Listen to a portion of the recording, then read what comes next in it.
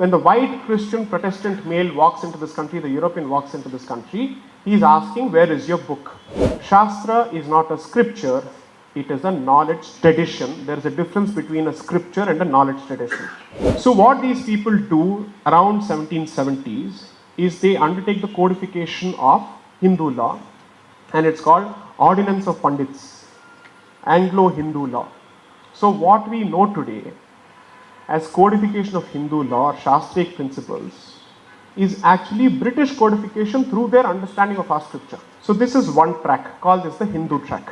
Then comes the Muslim track. 92% Muslim was following Hindu law. There was no imposition. That's because that is the law they had inherited from their ancestors, period, nothing else. The only way to create a pan-Muslim identity across the country so that the Sioux Nation theory and specifically the Muslim League gets greater traction is by severing the relationship between the cultural past and the religious present. And to do so, you have to Shariatize Indian cultural values.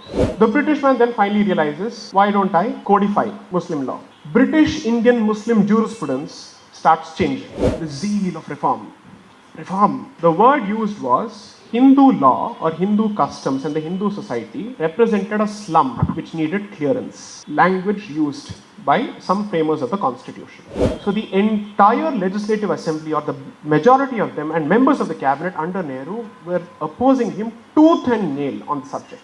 Then the Hindu Mahasabha said, why do you want to only codify and reform Hindus? Let's start a uniform civil code. Pandit Jawaharlal Nehru realizes, I can't push this whole thing lock, stock and barrel. I will have to give it in doses and I'll have to tone it down significantly. Uniform Civil Code has been pushed into DPSC. Individual rights and dignity will stop here. No, you can't go here. Constitutional morality will come here and stop here. Then all rights of women, gender equality will come and stop here. Because this space is occupied by secularism. That's the void, that's the Bermuda Triangle, where everything vanishes. It is the black hole where everything goes down and nothing comes out. When we discuss the question of Uniform Civil Code, how many law students do we have here? Fantastic. In legal research, one of the things that is expected of you to understand and distill is not the question itself, but the question in its most fundamental form and various manifestations of that fundamental question. You have to unpack the layers and ask yourself, what are the different ramifications of a particular issue that is being framed? You try and answer the question from a panoramic perspective, from a 360-degree perspective. An issue such as the Uniform Civil Code, let me first talk about the issue before I get into the issue itself, is obviously extremely emotive, and it is not particular to any particular community. For the simple reason that one of my fundamental disagreements with everyone who has taken a position either pro or against UCC, or specifically those who have taken a position pro UCC, is that they start with an assumption that personal laws are man-made laws, whereas the belief of the believer is that personal laws are also, or they have flown or they've been established by the divine. That's the position. You can choose to reject that particular position from a position of rationality, but personal laws in every faith differ because the source is either a revelation or a scripture, whichever way you see it. Now, it's easy to say, so what? Well, because it relates to religion, and this is Bharat. This is not France of the 1780s, and this is certainly not France of the 2000s or the 2020s. We were and we will continue to be a deeply religious society regardless of whichever religion you may subscribe to. That will not change. So I think it's extremely important to take this into account. Now there are two ways of approaching this particular issue. One, bulldoze that sentiment and say it doesn't make a difference at all. Usually, particularly in Bharat, when a law does not meet popular acceptance, it will never find practical application on the ground. There will be silent resistance, and it will be extremely difficult for you to enforce it. Considering the nature of the subject, This is an issue that requires consultation. I am not saying consensus building because it is not possible to build consensus on this subject. Neither within one community nor among different communities, that's not going to be possible. But merely because it is difficult to build a consensus, or dare I say, or even impossible to build a consensus, that does not take away the duty of the state to consult, to seek, and to engage. That is the basic expectation. Now, to consult, to seek, and to engage, again, is not the same as pampering all rabid radical sentiments. That is where the red line has to be drawn. Now, therefore, it falls upon the state to ask itself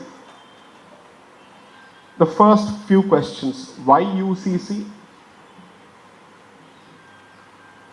What will it look like? How will it be implemented? What are the concessions that are going to be expected from various communities and various members of different sects?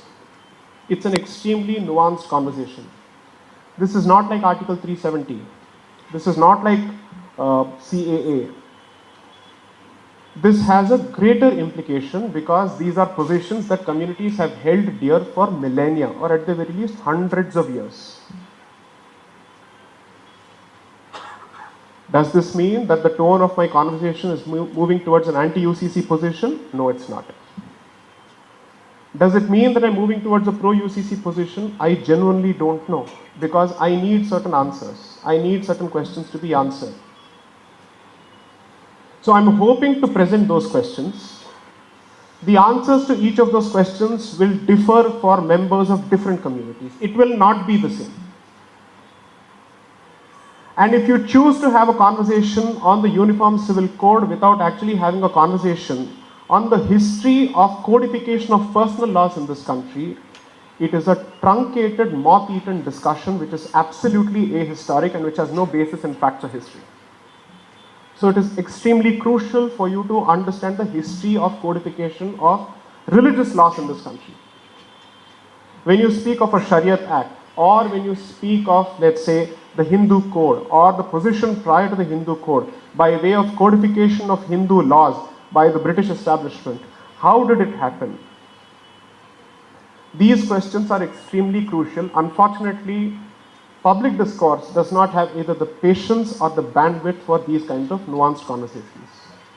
Considering that we have a majority of law students here in the audience, the hope is that your patience levels are better, that your ability to ask sharper questions is better, and your ability to arrive at conclusions, even if they are at loggerheads with your preconceived notions, is better. So kindly keep an open mind in this conversation. For a moment, keep binary, let's say, a binary approach on the side, park it on the side, and just pay attention to some of these factoids that I'm going to present. I'm going to cover a lot of history in a short period of time, therefore, obviously, quite a few milestones will be missed. But the hope is that I'm going to cover as many factual data points as possible, which will give you a broad picture. And from there, you can take it forward if you're still interested in the topic. First, if the premise is that personal laws have a scriptural or a religious basis, from there you have to make a jump to a uniform civil code. Now the language that is used or that is proposed to be used is a uniform civil code. It doesn't say secular civil code. So what is the consequence then? If it moves from a religious position to a uniform position, the question that people are bound to ask is uniformity based on what? What will be the basic, let's say, substratum or datum on the basis of which you will determine or define uniformity, and how do you expect everybody else to follow suit? That is one level of the argument where uniform civil code can still be religious because the word that is being used is uniform and not secular. I will have to focus only on the language of the acronym because I don't have a document in front of me still. We don't have a draft. So I'm going to ask some of these fundamental questions even if they look stupid for a moment. Now, if you say if a uniform civil code actually translates to a secular civil code, You're asking people to make the jump from religious laws to directly secular laws. And that is a huge portion or huge aspect of their cultural worldview. That's a huge aspect of their outlook with respect to interpersonal relations, with respect to marriage, the notions of marriage, with respect to notions of succession, with respect to positions of a man and a woman in a family or in a setup. Each of these questions are deeply tied to the aspect of faith. It's impossible to actually sever it. We assume that this is only limited to two major religions in this country. But even within each of these major religions, there are multiple questions. Not all of them have uniform practices across the board. In order for you to get people on board for such a sensitive topic, unless and until you explain to them what is the tangible benefit that is going to be accrued from it, it's going to be extremely difficult to convince even 50% of the population. I am not convinced yet myself. So those who did not want me to speak today should ask themselves what kind of preconceived notions did they harbor in the first place. They've made up their minds about my position. My position itself has seen a drastic fluctuation. And dare I say it is still in a state of flux, which means I'm still forming an opinion. I'm still reading.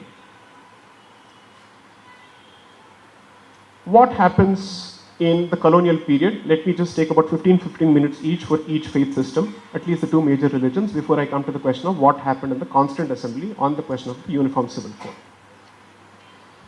See, when the British man set foot in this country, as I have said before and I have written before, he was carrying the baggage of the Protestant Reformation. Because the entire colonization experience is the product of, or at least a partial consequence of the Protestant Reformation. I've established this to the best of my abilities in my first book, and I'm very clear about this conclusion. Now, what does this mean? It is Christian in his approach. He is Protestant Christian in his approach. The consequence is he needs a book to say that this is the source of somebody's faith, because he needs a book to source his faith. So he chooses to impose his own experience, his cultural religious experience, on the colonized societies, and he starts looking for, where is your book? I have a book, where is your book?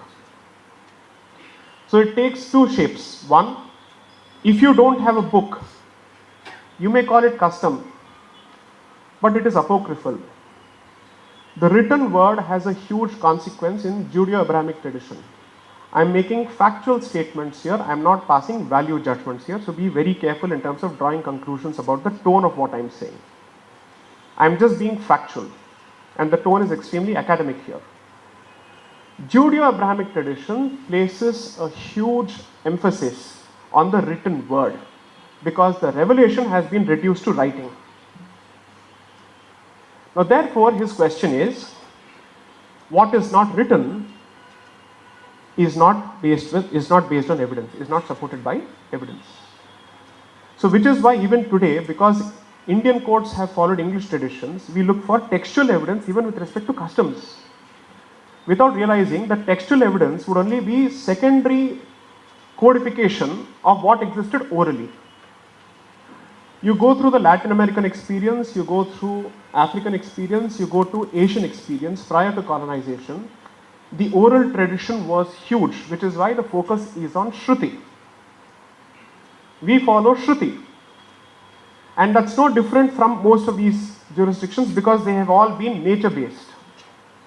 And most nature-based communities have a huge belief system in two aspects. One, it needs to be oral.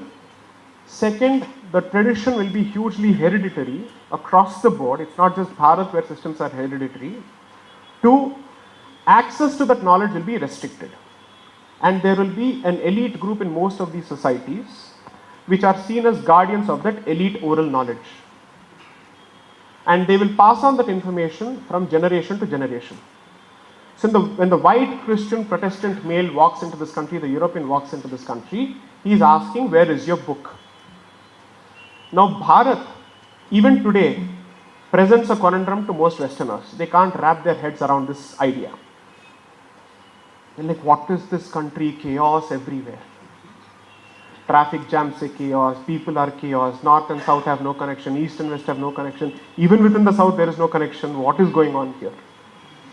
So when they come to this country, among the first things that you encounter from his perspective, which is clear from his documents, is absolute frustration at the amount of data points he has to deal with.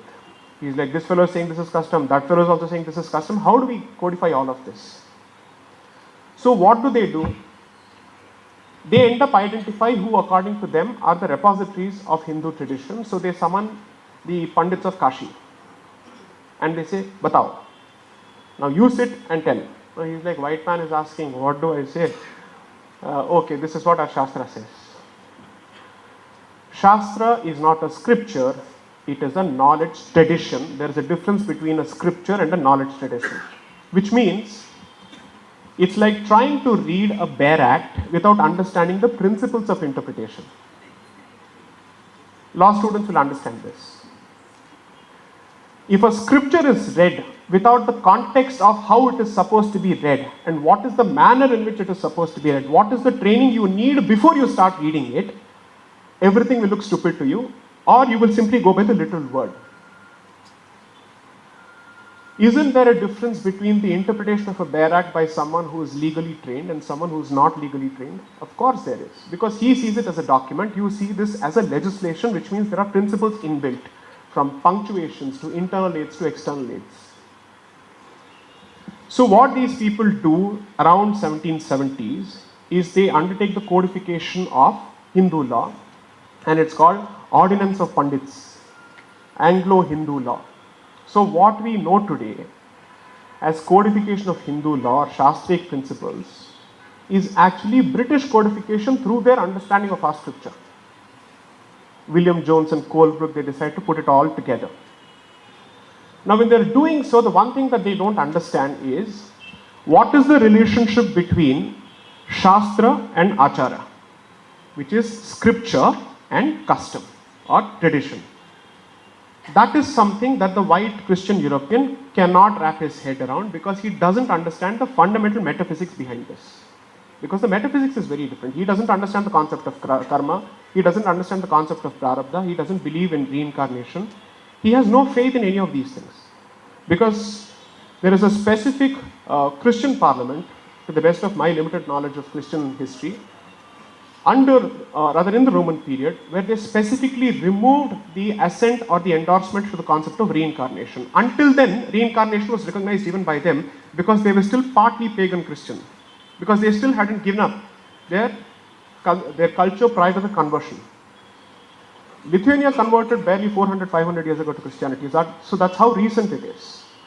So considering that, if he doesn't understand the concept of reincarnation, none of these concepts are understood. He doesn't understand the relationship between Shastra and Achara. What is the traditional Hindu position on Shastra and Achara? I will give my limited understanding as a work in progress student of it. If I'm wrong, ignore it and pardon me for it.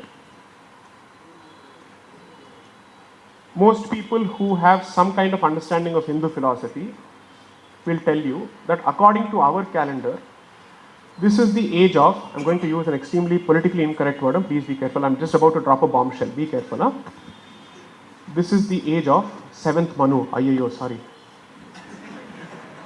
This is the age of the 7th Manu, it's called, and the name of that Manu is Vaivasvata Manu. That's what you actually chant, it's Vaivasvata Manvantare is how you effectively start saying, because we believe that there are about 14 yugas, so to speak, and you'll have each Manu. So Manu is not a person, it's a position. Just as most people believe that Vyasa is not a person, Vyasa is a position of people who take over that scriptural tradition of putting a particular scripture together. So if this is the understanding, the law laid down for this particular yuga by Vaivasvata Manu is seen as the current Manu Shastra or Manusmriti for this particular era or this particular period. But the relationship is, so let's look at it this way. If the law is immutable, you don't need different Manus for different yugas. So what is the job of each Manu? Take it from me, it's going to be called a Manuvadi lecture tomorrow by people who are not even interested in understanding what I'm trying to say. The job of each Manu or a successive Manu is to identify what from the past is relevant and what is needed for the present, and put it together in the form of a Shastra for that particular Yuga. That's the job of every Manu. So what is the commentary that you're supposed to look at for this particular issue? A member of the Imperial Assembly, I think, or at least someone who was celebrated as a scholar of Hindu Shastra, Ganganath Jha or Ganganath Chattopadhyay, his commentary on Medhathiti's Manusmriti is the ruling book to understand Hindu philosophy or Manushastra or Manusmriti. Now, who is Medhatithi? Medhatithi is the son of Vaivasvata Manu. That is the understanding, because it used to be a hereditary tradition, as I said before. Now, our position is custom sometimes is capable of being at variance with Shastra. Because custom evolves, it's like this. Think of Shastra as a legislation. What moves faster, society or the law? Society. What moves faster, technology or the law? What does law do? Catch up.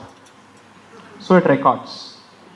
That is the relationship between custom and scripture. So what does scripture do? It records. But the society keeps evolving, it keeps running.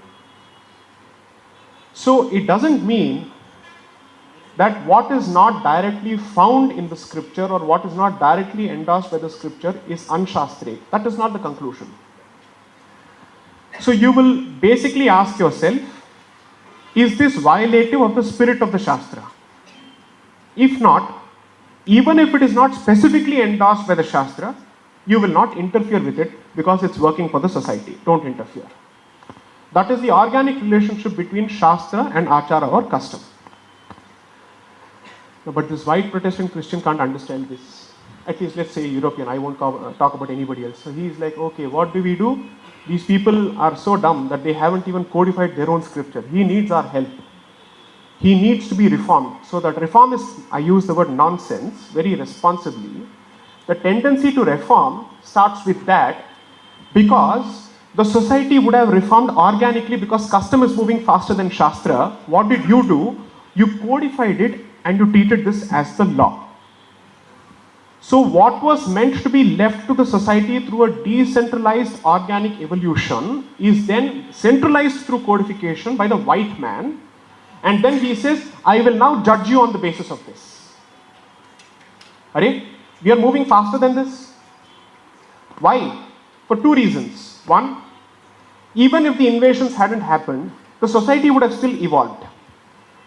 But thanks to the invasions, there's a huge rupture in your own evolution which is uninterfered. And in any case, since the society never lives in isolationism, there is always bound to be some kind of interruption. Either the medieval invasions, or before that the Huns, or before that the Shakas, so on and so forth, they would come. So we found a way of keeping this Jivan Pranali going independent and regardless of these invasions through a syncretic relationship between Shastra and Achara. But this man comes and codifies, and with that two things happen, calcification and ossification of Shastric evolution. Now we are being judged on the basis of that scripture. I am not going to distance myself from the scripture. I am saying that scripture itself envisages forward organic movement, and you have not been able to wrap your heads around it. So that is the first set of principles. Now why is this relevant? Did this exercise of codification of Hindu law stop with the white Christian European? No. Our brown sahibs took it further.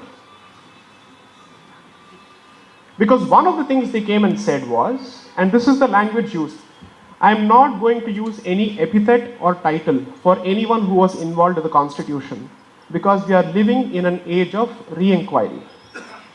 So, regardless of anybody's icon status, I will look at it dispassionately. What they said, they did. What they did, they did. It is for us to examine and ask ourselves whether it was right, wrong, good, bad. That's the right of every present and the God-given right of every future.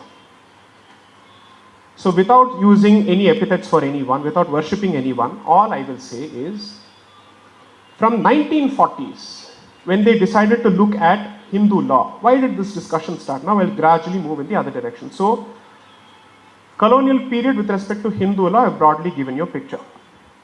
I will refer to a few documents only in the interest of making sure that I don't misquote anything, but I'm going to try and engage you in a conversation as much as possible without looking at anything, just so that you understand the saransh of what I'm trying to say. So this is one track, called as the Hindu track. Then comes the Muslim track. Now, why is this important? I have demonstrated through the second book the gradual Arabization in multiple waves of the Indian Muslim identity with time, including the Wahhabi movement, which I have specifically said had its origins in a Delhi seminary. Why is this important? Until the process of Arabization is complete, or it is still work in progress, Indian Muslims continue to follow what law? With respect to succession, marriage, so on and so forth. That is the so-called period when this mythical creature called Indian Islam existed, because Muslims who were new converts or neo-converts of barely 1 or 2 generations were still living in the cultural setup of their ancestors. And therefore, Dr. Ambedkar points out during the course of the discussion on the Shariat Act and the Constituent Assembly and other places, the Maplas of North Malabar were following Hindu law. Kohat and Northwestern Frontier Province, which was 97% or maybe 92% Muslim, was following Hindu law. There was no imposition. That's because that is the law they had inherited from their ancestors, period, nothing else. So that law continues. Now, the two-nation theory picks political traction post the Khilafat movement, and the seeds for it were, according to me, sown at least 100 years before that, even before Syed Ahmad Khan, who was a product of the very same Delhi seminary where the two-nation theory actually had its origin. Now, what does this mean? If you need to unite people for the purposes of securing a separate state, you need to be able to give them a common basis. Now, the problem is, religion alone was not common or was not sufficient as a common basis, because religion and culture were fighting with each other. The Hindu ancestry and the Hindu culture of the convert Muslim and his contemporary religion or his present religion were at loggerheads with each other. So therefore, what did they have to do? The only way to create a pan-Muslim identity across the country so that the two-nation theory and specifically the Muslim League gets greater traction is by severing the relationship between the cultural past and the religious present. And to do so, you have to Shariatize Indian cultural values. Now, the British man obviously did not have any incentive in fostering unity in this country. Why would he? He was doing what we would have done in his position. Period. Are you telling me the Chanakya Niti is any different when you're actually trying to rule an enemy or any other society? It's not. Of course it is. So I am not going to look at it from the perspective of, I am just being clinical about this. He did this because he had a specific objective. Now therefore there is a very clear, I don't think the AC is functioning well enough. I think the audience is perspiring, or am I boring them to death? So the point is, he also furthers the gradual movement towards greater Arabization for multiple reasons, because there is also a strong pro-Khilafat sentiment starting from the 1990s. In fact, it's not 1919s. In the book, I established that at least from 1890s, there was active communication between the Turkish Sultan and Delhi seminaries, establishing kinship between the two. Now, therefore, here is a homegrown need to establish a separate Shariatized Muslim identity in the interest of giving Muslim League a political strength and create for it a pan-India base, a pan-India Muslim base. And you've had the Hindu movement separately. The British man then finally realizes, why don't I codify Muslim law. Until then, British Indian courts were applying Hindu customs and principles to resolve intra-Muslim disputes without any objection from members of the community. Without any objection from members of the community. Nobody revolted. Nobody took out any banners. No effigies were burnt. No stones were pelted. Okay? This is less than 100 years ago. Because the Shariat Act was passed only in 1937. Now, when that legislation is passed, British Indian courts, what would a court do when a new legislation is passed where it disavows custom and brings in a new codified law? Every custom which violates that law is out of the window. So, British Indian Muslim jurisprudence starts changing from then on, because British Indian courts are now applying principles of the Shariat as opposed to principles of Hindu law, which were previously applicable to even Muslims, without imposition. Now these are the two tracks. So until 1937 this has been established. Now what happens is, by the time you come to the 1940s, all our English trained, British trained Indian leaders who were trained in the same mold as the European master, as the colonizer, started approaching Hindu law from the very same lens as the master. And therefore, the zeal of reform. The word used was Hindu law or Hindu customs, and the Hindu society represented a slum which needed clearance. Language used by some framers of the constitution. Seeing this is that gutter that needs to be cleared. Look at this, it's so cluttered. It's like this fuzzy brain. So many wires are entangled. I need to unravel it. So the project of codification that was started by the British man in the name of Anglo-Shastric law is taken further by their Indian successors. Now whether you want to call them Indian freedom fighters or not, I leave the discussion to you entirely. Because these were the principles under which they operated. So when they take it forward, a specific committee is formulated called the Rao Committee. And what does it do? It goes across the country, seeking opinions from people. They come back saying, Arey Baba, we are actually meeting with a lot of resistance here. Because people are also saying, why do you want to codify something that is capable of running on its own? Why do you want to fixate something? Or rather, why do you want to fix something in time and cast it in stone? CAST, not CASTE. Okay? So how do we deal with the situation? So they realize that there is extensive resistance that's coming. Now the foremost person interested in reforming the Hindu society, particularly of all its evils, were Sri Pandit Jawaharlal Nehru and his law minister, who resigned subsequently in 1955 or maybe 51. Correct, 51.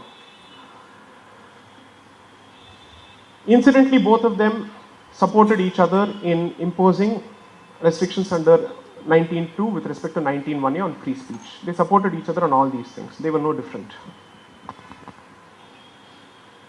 Now, when Sri Pandit Jawaharlal Nehru is embarking on this exercise, members of the Constituent Assembly are saying, don't do this because this is an organic flow. You don't understand this. You are too English in your headspace for you to even wrap your heads around this. You don't relate to us in any way. So the entire Legislative Assembly, or the majority of them, and members of the cabinet under Nehru were opposing him tooth and nail on the subject.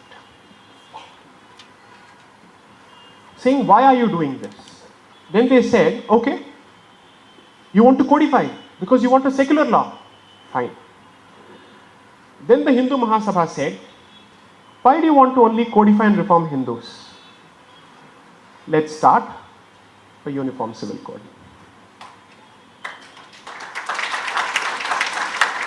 Because they're saying, what is this passion and zeal for reforming Hindus alone? I'm quoting from them, I'll read it out, so that I stick to my word that this won't be political. And they're saying, Arey bhai, if you want to do this, you're saying all citizens are equal. Everybody is equally subject to Indian laws. Then let everybody be the subject of reform. Why just the Hindus? That was the question. Fortunately, for once,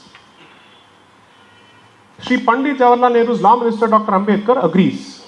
And he says, yes, why should we not have a uniform civil code?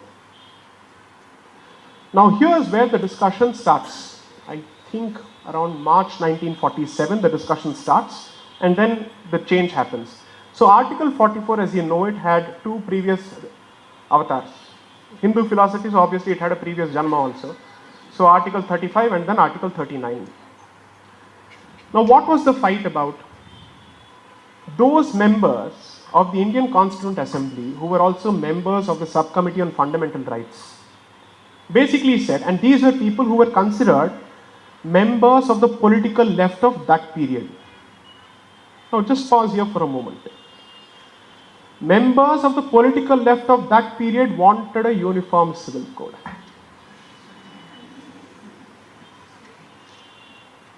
Hansa Mehta, I'll give you the names. Masani, each of these names I'll mention. And they're specifically telling members of the Subcommittee on Fundamental Rights, make uniform civil code a part of the chapter on fundamental rights, so that it is justiciable. Law students know the meaning of justiciability, which means it must be enforceable through courts in a writ petition, either under 32 or 226. So they are asking for this. They are outflanked by the rest of the members of the subcommittee saying, no, don't do this. We are not ready for this. Sorry, they are not ready for this. Too early, too premature. So they said, nothing doing. From there, the discussion is, if it remains in the chapter that deals with fundamental rights, those protected, pampered rights cannot be protected. So what do? Push it to DPSC, Directive Principles of State Policy. This is how it gets pushed from the fundamental rights chapter to the DPSC chapter. Now when this discussion happens, so Uniform Civil Code has been pushed into DPSC. That means all non-Hindu cultural rights have been protected. But the ongoing reformist zeal with respect to Hindu law continues. And so this entire huge massive report, which was prepared into thousands of pages based on the Rao Committee's cogitations and deliberations across the country, Pandit Jawaharlal Nehru realizes that he has massive opposition from the then President Rajendra Prasad, from Vallabhbhai Patel, everybody, the Ayers and Iyengars on the committee, Anantasayanam Iyengar, everybody is saying, sorry, you can't do this, you don't understand this. Now they were not saying, remember this, they were not saying that no, Hindu widows don't have the right of free marriage. This was not their position.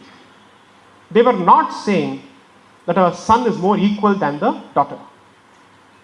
Just because somebody opposes legislative interference with the rights of one particular community doesn't mean that they are being regressive or patriarchal. That's not the conclusion that you arrive at. Because they made their positions clear. Because what are they saying? Society conditions were slightly different then. Traditional roles of man and woman continued.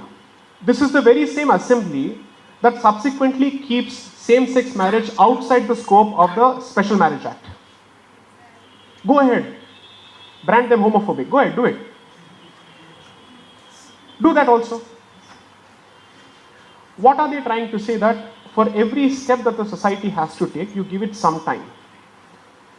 So the argument that was being extended to beneficiaries of the DPSC arrangement was being extended to Hindus as well, that give us equally the time to move forward. Because Unlike others, our Shastras are not immutable, plus our Shastras are not completely binding with respect to custom and achara and what happens on the ground. Because despite English education, they understood the Vikruti that they had developed, and they were trying to say, your entire position is based on the codification undertaken of Hindu law by this colonizer who doesn't understand us. We will tell you that this is not our position. And that's the discussion that happens. And routinely each time the discussion with respect to the Hindu code was being presented, Vallabhbhai Patel, who would manage the floor of the parliament, would find a way to not have time for the Hindu code. To say, we don't have time for the discussion. Go on, keep moving. It's like Tirupati Darshanam. Jargandi. Keep moving, we don't have time. There is too much to be done here. There is too much of legislative business that this body has to attend to that we don't have time for this. Plus, one question that they asked is, what is this urge to look for so many loopholes in the majority community? I am not saying this. I'll show the language again. I'll prove everything that I've just said. That your entire approach to this community is only reform. So, according to you, there's nothing right with us. If the state chooses to make one particular community the perpetual object of its reformist zeal, what is the message that you are sending to the community? That you are this special child that constantly needs special treatment in a negative sense. That we are the ones who constantly need reform. That's what they said. I'm not saying it.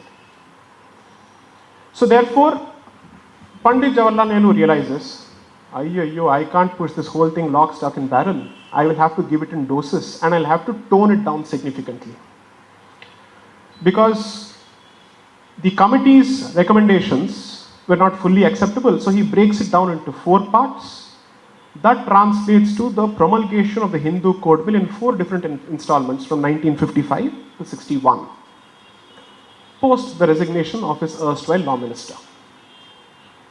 That's how this moves forward. By which time Article 44 has become sacrosanct. That here reform will continue, there uniform civil code will be parked on the table for eternity. At least Article 370 is a temporary status. Nothing is said about Article 44, therefore it is indefinitely temporary, which makes it eternal. And therefore the argument is, since it is in the DPSC, and since the history of the parliament shows that it was moved from fundamental rights to DPSC, there is no urgency for it and there is no legislative mandate for it, or there is no constitutional mandate to undertake this particular activity. Now then what happens? Obviously the Supreme Court has interpreted Article 44 and the position with respect to DPSC in multiple judgments. So what are the judgments that you should be looking at? One line of judgments that deals with enforceability or justiciability or otherwise of directive principles of state policy and the comparison with fundamental rights. And the other is, when can a discussion on Article 44 actually start? Advice from the Supreme Court saying, let's start the ball rolling, let's get the ball rolling at least now. Subject to correction by the erudite members here and there. The broad position on DPSC today is, directive principles of state policy is a statement of vision towards which policy statement will be geared or policy formulation will be geared. Which means, even though it is not justiciable through a writ petition, each time you formulate a policy, you will try and at least inch incrementally closer to the goals set out in the directive principles of state policy. So in that sense, to put it crudely or in any other way, directive principles of state policy are perhaps the definition of a Ram Rajya, which is to say this is what you will move towards. Now if that is the case, the question that you should ask is, in light of these positions taken by the Supreme Court, where it is saying that policy formulation should be in the direction of the implementation of the DPSC, when according to some people will that blessed time come when we can actually have a proper conversation on a uniform civil code? Forget all the political shenanigans surrounding this. Ask yourself this simple question: when does the buck stop, or rather start on this conversation? What is the time period when we can actually say, now the society is ready? When will it be ready? From here, let's go to the question of what is the state's power to interfere with personal laws? Well, the state's power to interfere with personal laws already stands established because they have interfered with Hindu personal law. So I'm sure there is no question about it anymore. You can't talk about the unconstitutionality of the exercise of state power with respect to personal law because it's already done and dusted. What applies to the goose applies to the gander. So the question is, what is the constitutional justification to exempt one particular group or certain groups from the application of the very same constitutionally bestowed power to interfere with personal laws? My humble submission is, there is no constitutional justification. There are all sorts of non-constitutional justifications.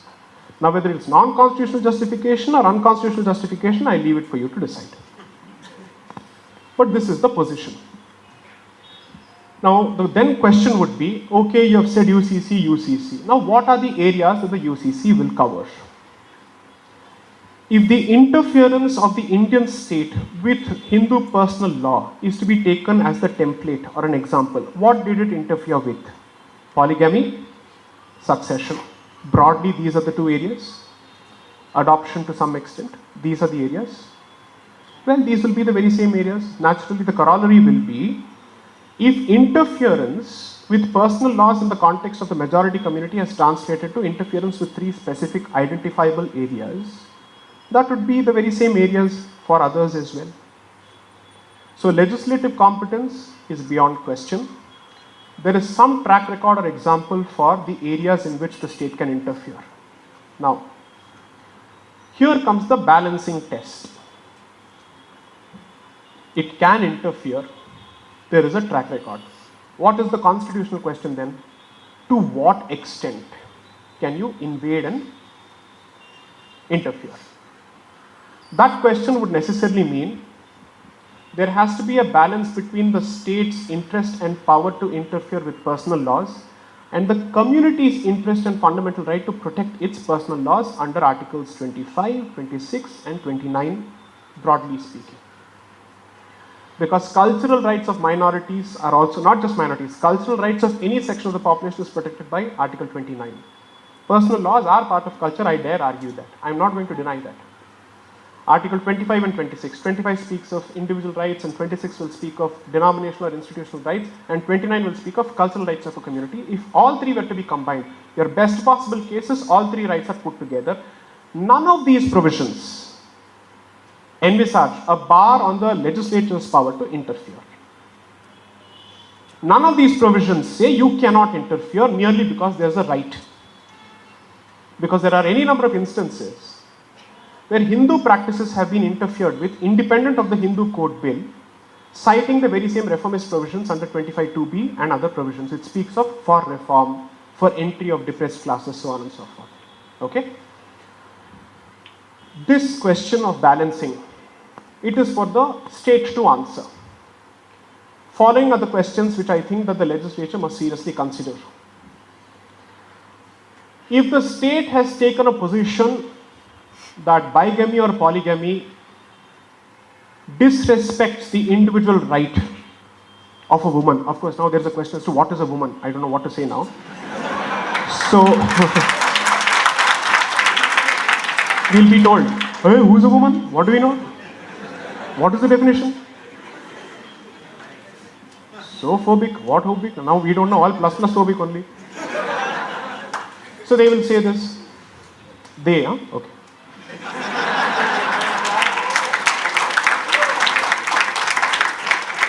So the point will be that if you have taken a position in principle, what is your justification for the application of the principle to 80% of the population and the non-application of the very same principle to others? When it matters and when it is convenient, everybody is an equal citizen.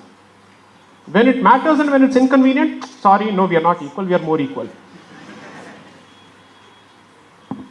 Khalistan bhariye. I didn't say Khalistan, I said Khalistan. Which means Riktastan, okay, Riktastan, okay? So you can do that. So the question would be, we have been told repeatedly by the Supreme Court and constitutional benches, including in the Sabarimala judgment, which I categorically disagree with, of 28th of September 2018,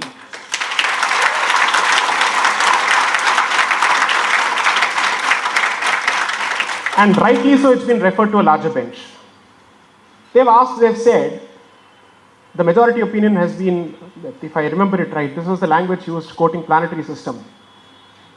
Individual rights are the star in the constellation of fundamental rights of this country under the Constitution. This is the language used because that is constitutional morality. Well, apply the very same constitutional morality with respect to the basic individual dignity of a person who is suffering the indignity of bigamy and polygamy. Do it. Difficult? Well, then constitutional morality seems to have a fluid definition. Then let's go to the next step. We have already taken the position with respect to matters of succession, equal. That is again impinging on equality and dignity. If anybody were to go through all the live hearings on the same-sex marriage, the number of lessons that we were given on individual dignity, equality, astounding. Ask them to apply the very same arguments in the context of this situation, and you will see how the position changes within a matter of seconds. Within seconds. This is not a political argument, this is an argument on principle, on matters of convenient hypocrisy. Right? Then from there you go to the next step. Okay, succession, now adoption. Each of these questions. Now I have to ask myself this question. The only way that you get to be treated as an island from the application of constitutional principles to a group is if the group or a particular mindset believes there are exceptions to everything that the Constitution says. Now whoever says as much or believes as much, I leave it to them. This is the only way that this is possible, which means exclusive treatment, exceptional treatment seems to be the response to a pro-UCC argument. I have not made a pro-UCC argument yet. All I've said is the state has already established a precedent by undertaking a reform with respect to 80% of the population. It has only two options from here on. Roll it back. I'm not saying because I want 3 more wives. All I'm saying is you have only 2 options. Roll it back or move forward. Status quo or yathasthiti does not seem to be acceptable anymore. I am not again presenting a pro-UCC or an anti-UCC position.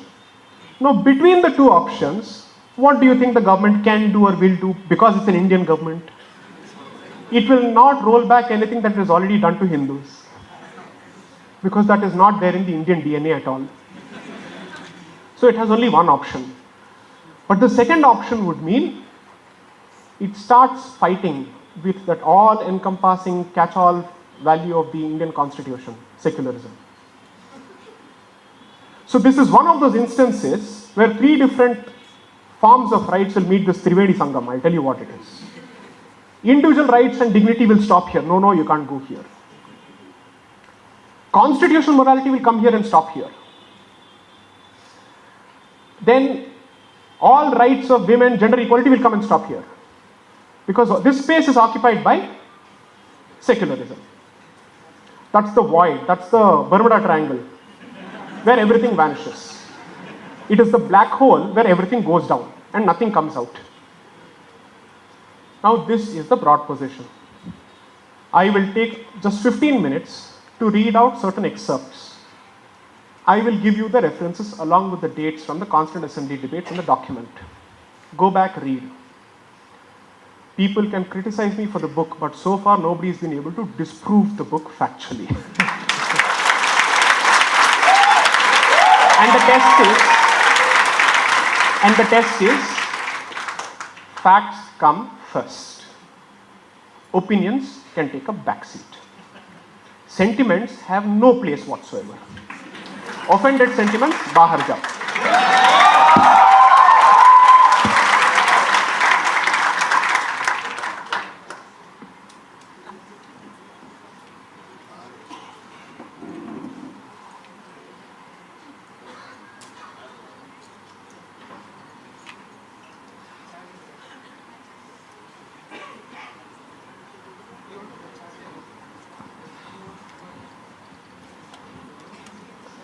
So on the first track of the evolution of Hindu code bills, read this paper called Codified Hindu Law, Myth or Reality by Madhukeshwar, 1994. Make a note of these documents.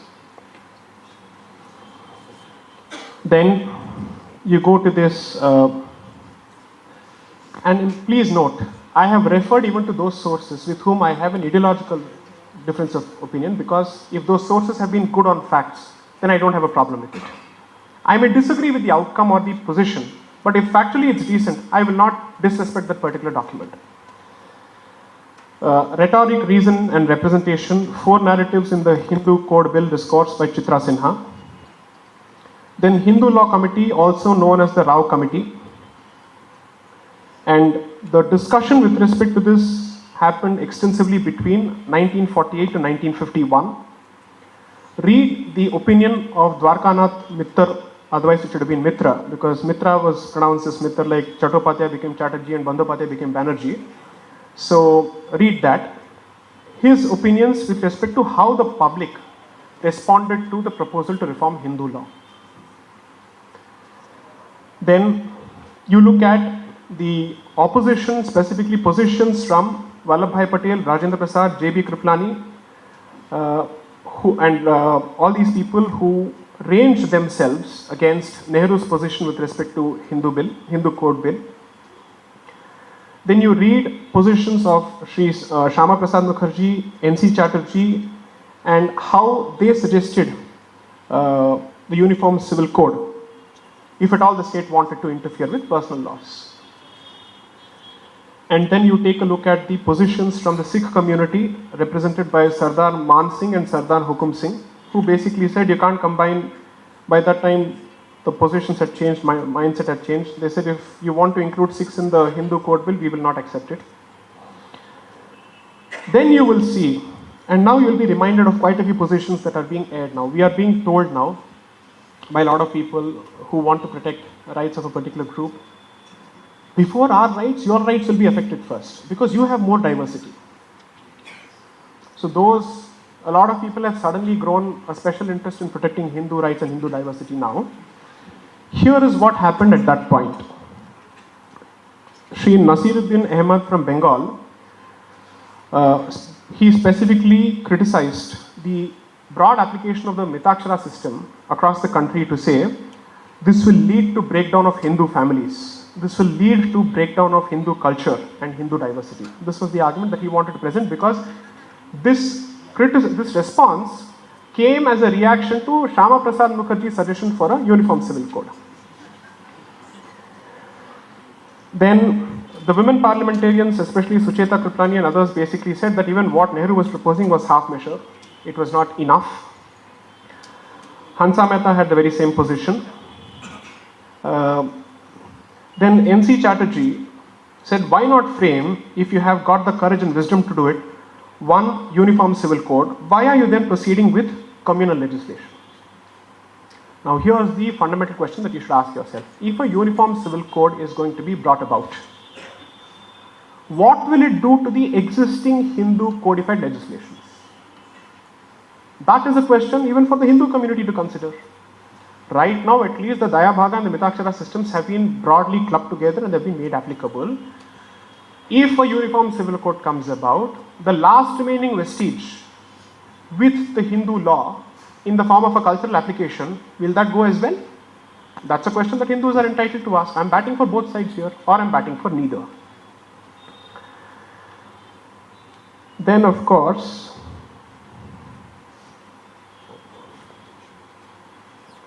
so Dr. Ambedkar's position on the Hindu Code Bill, again from the very same page, the very same document of Chitra Sinha, read that.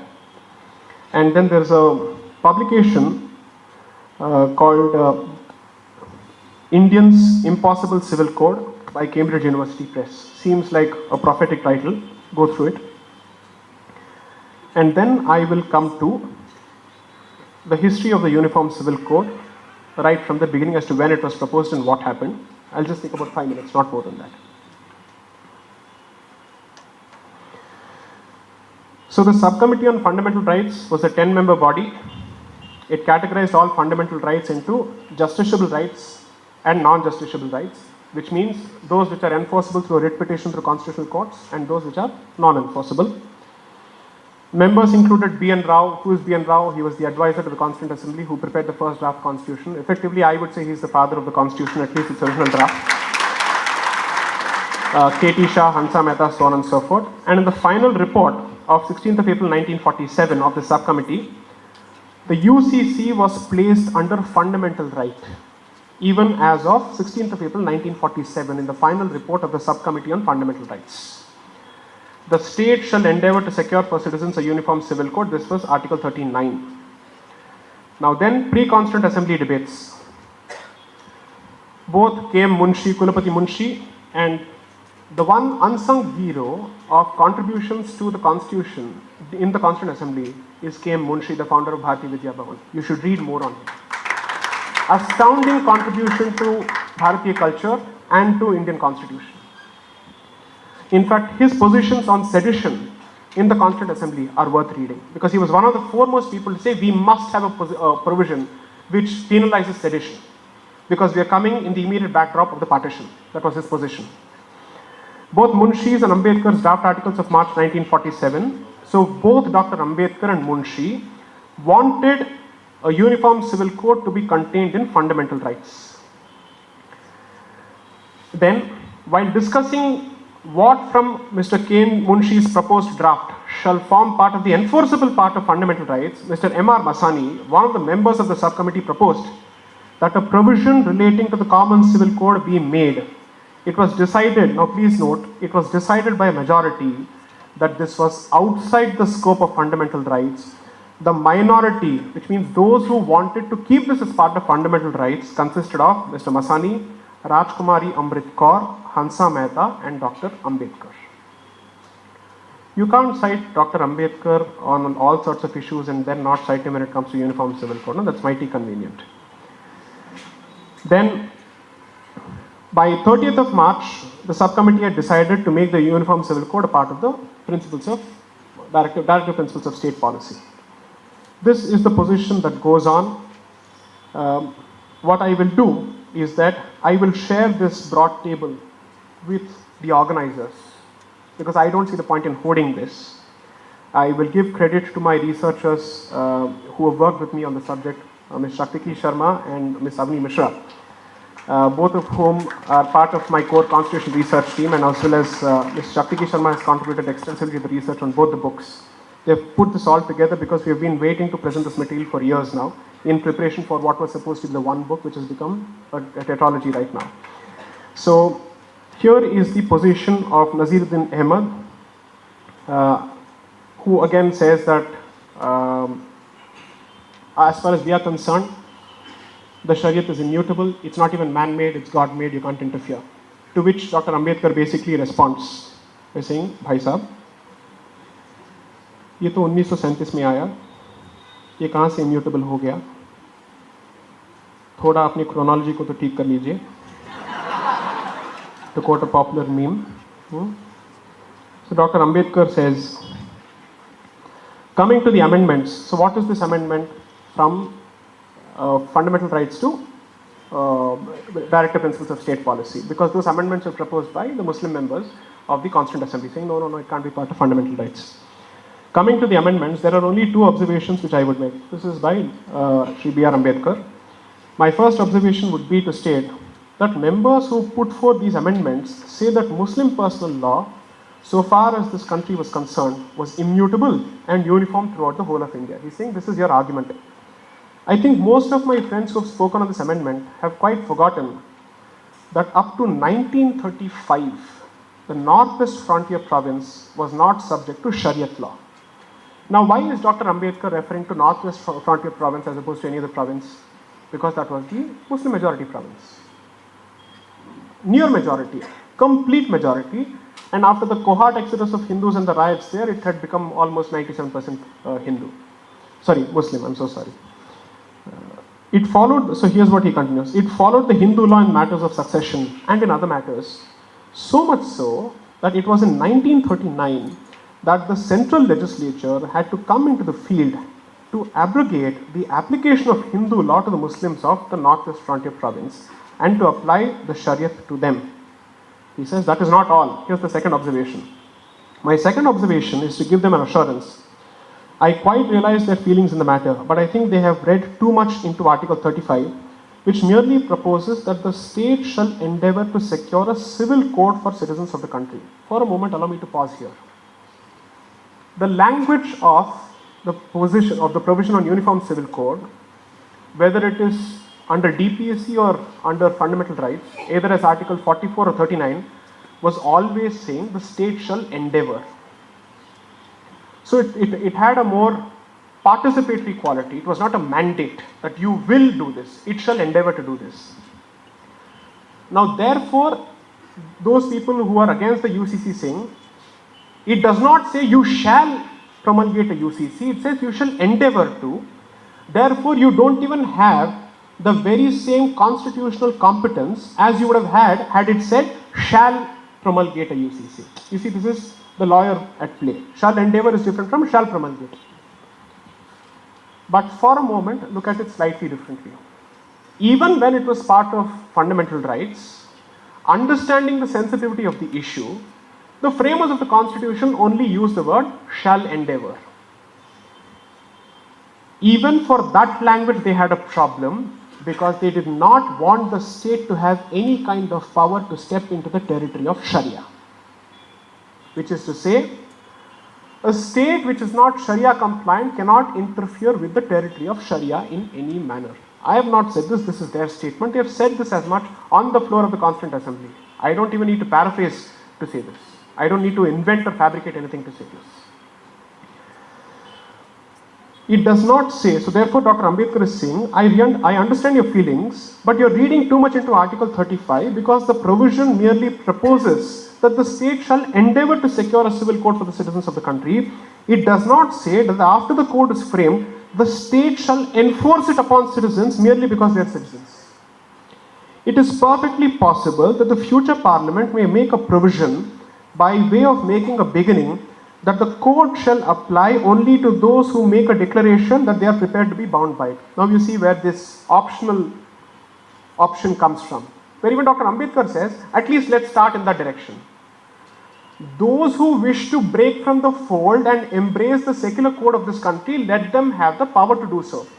Now juxtapose this in a slightly different context. Those who don't want to be married under the Hindu Marriage Act or the Muslim Marriage Act can marry under what? So you have the option of doing that. Why shouldn't you have a similar option in the context of application of personal laws?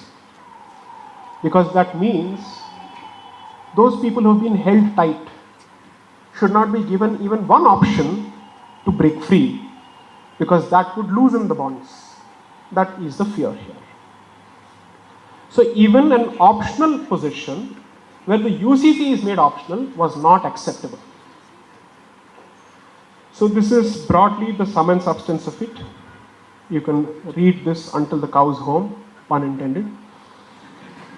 But these are the issues, and this is the broad history. Now what you choose to make of the debate surrounding the UCC, independent of the political noise being made around it, is for you to decide as free, hopefully thinking citizens of Bharat. Thank you.